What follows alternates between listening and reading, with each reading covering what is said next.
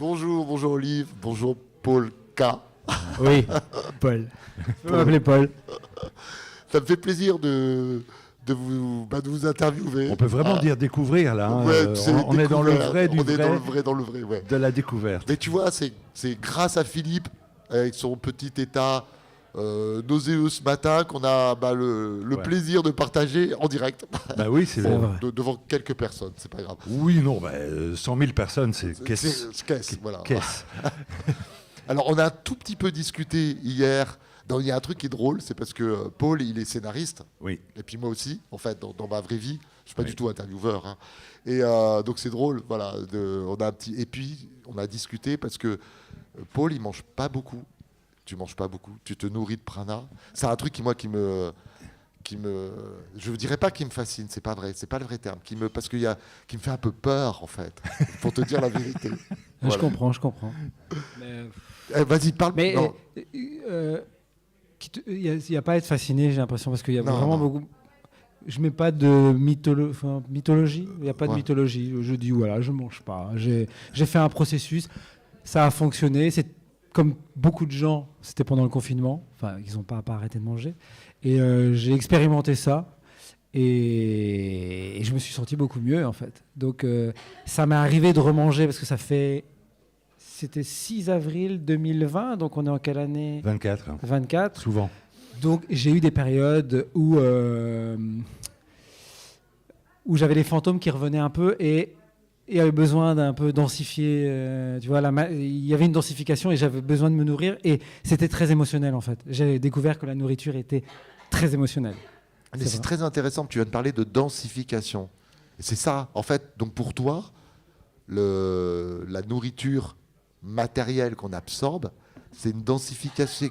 Comment c'est quoi par rapport au prana ? Comment tu peux distinguer les deux ? Non, mais je sais, c'est une question piège. Non, mais ça me rappelle une discussion avec un ami qui s'appelle Karim et qui voulait que je lui explique. Il me dit, tu dois m'expliquer. Et j'ai dit, mais je ne peux pas t'expliquer. Je n'ai pas d'explication et je n'ai pas à devoir t'expliquer. Moi, j'ai la sensation que tout est fait de la même matière, on va dire, des atomes, et que ça me va, en fait. Tu vois, je me sens bien. Et il n'y a rien derrière. Je ne sais pas comment toi qui me connais.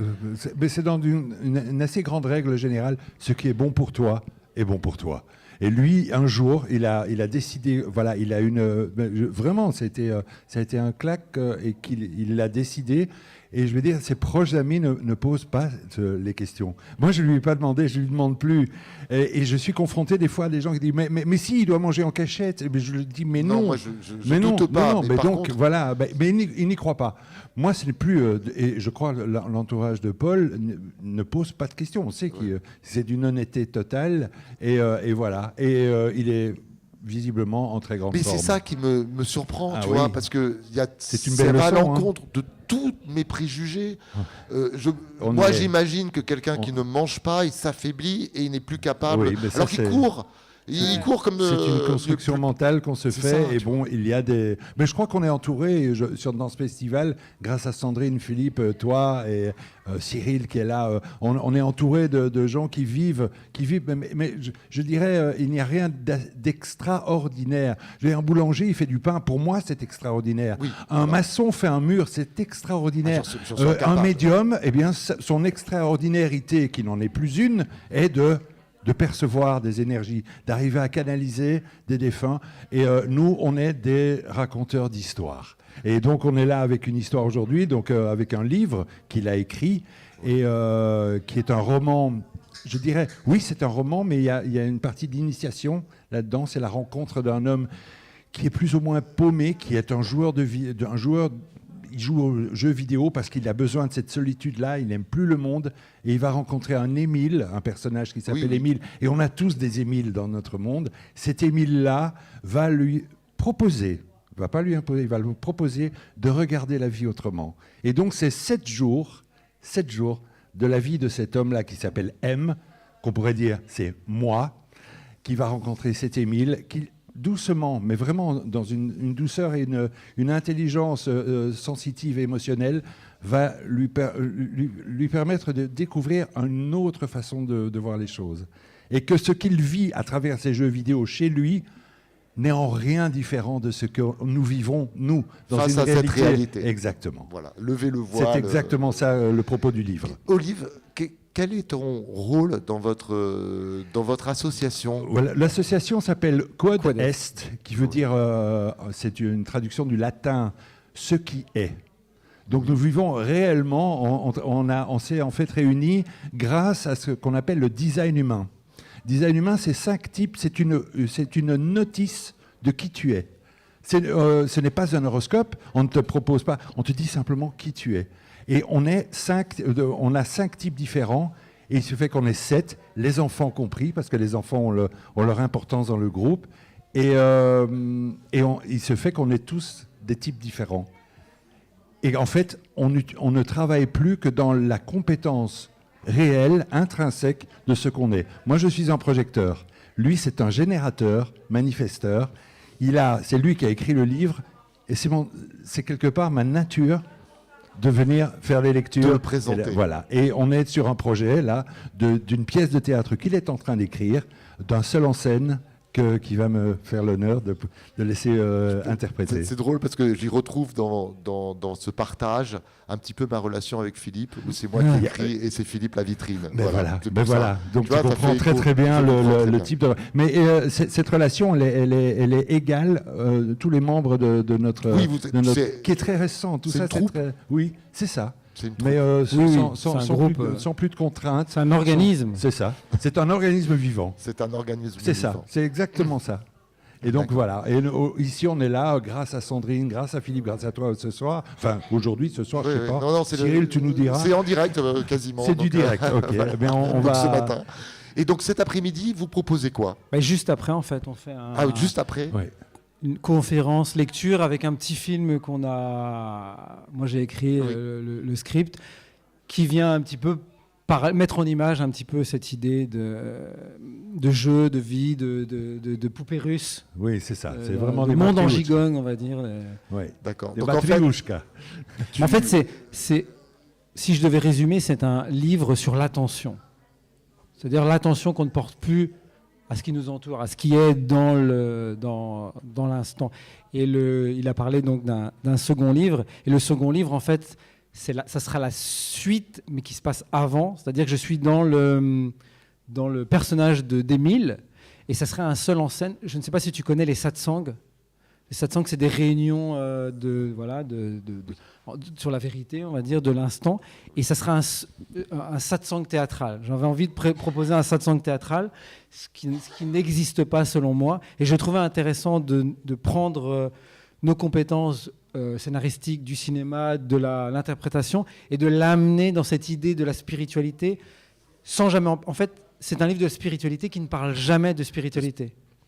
Qui te fait glisser, en fait. C'est bien d'illustrer le côté créatif de la spiritualité. Il y a aussi de la création, du créatif. Il y a d'autres chemins, en fait. Notre médium, c'est raconter. C'est raconter des histoires. Voilà. Des histoires qui permettent aussi une identification, car je crois à travers cet Émile, on a tous un Émile ou quelque chose qui nous a guidés à un moment de notre vie.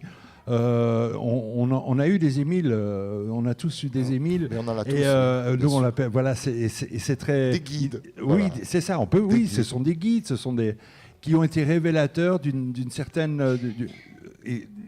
puissance intérieure qui nous fait du bien maintenant. Et pour simplement être là, et c'est Quod Est, ce qui est. Ce qui est.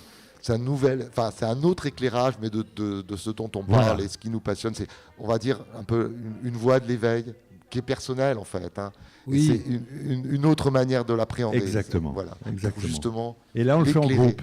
Et vous le faites en groupe. Tel un organisme vivant qui aurait ses organes, qui chacun ont leur fonction et qui existent de par leur nature, simplement. Et par leur interaction. Exactement. Et l'idée, c'est aussi de proposer quelque chose. On avait un peu l'expression cheval de Troie, c'est-à-dire on fait quelque chose sans avoir l'air de le faire. C'est-à-dire que il y a des gens qui ont lu ce livre et qui se sont dit, on va l'offrir à nos ados parce que ça parle pas de ça et d'un coup ça vient te foutre un croche-patte derrière et t'as pas eu un livre qui va te faire changer, mais au fur et à mesure, tu es pris dans le questionnement. Parce que je l'ai écrit très rapidement, tu vois, c'était vraiment... la question arrive, la réponse arrive, et c'était comme si je le lisais en même temps, tu vois. Et il y a un déroulé qui fait que, généralement, quand tu commences le livre, tu le finis presque d'une traite. Il est très, très simple à lire. Et quand je l'ai proposé à mes éditeurs, pour essayer de le définir, si tu connais, j'ai dit c'est la rencontre entre Conversation avec Dieu et Guerrier Pacifique. D'accord. C'est un mix vraiment de ce côté Conversation avec Dieu qui a une sorte de huis clos narratif, tu vois. Il y a ça, et en même temps ce côté initiatique avec ce personnage. Je ne sais pas si tu connais Guerrier Pacifique, j'imagine. Oui. Avec donc Socrate, qui serait l'Émile, et il y a vraiment ce dialogue, c'est le fils. Ce dialogue à l'antique. Merci beaucoup, merci à vous deux. Merci à toi. Merci Laurent-Jacques, merci beaucoup. Merci à Sandrine, vraiment, Sandrine, Philippe, toute l'organisation et puis les rencontres qu'on a faites. Très nouvelles pour nous. Le monde de la médiumnité, ces mondes-là, on ne les connaît pas vraiment, et là, on a été invité à pouvoir présenter ça. Et c'est vraiment... beaucoup de bienveillance. Oui. Et je dois dire, comme l'invité précédent, on est aussi un peu chiffonné parce que c'est énormément d'énergie. Mais il va falloir du temps pour digérer tout ça. Il va falloir quelques jours. Mais ça fait du bien, ça fait du bien. Et puis si c'est quod est, c'est ce qui est.